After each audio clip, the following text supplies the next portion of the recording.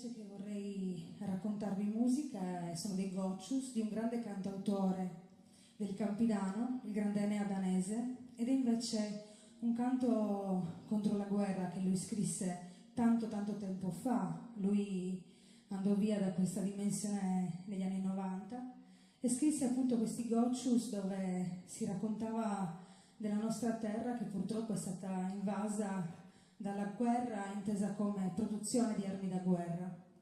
È un testo molto conosciuto. Maestro.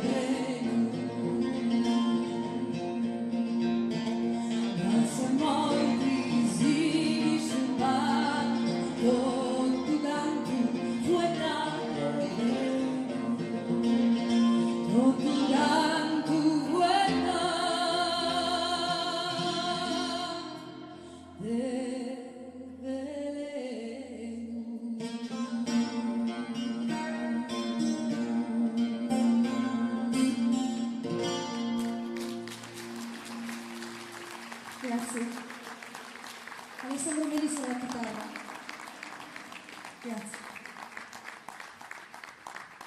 Grazie. Grazie davvero al duo Animas, grazie Sabrina, grazie Alessandro per averci regalato questo momento di musica così intenso, grazie duo Animas.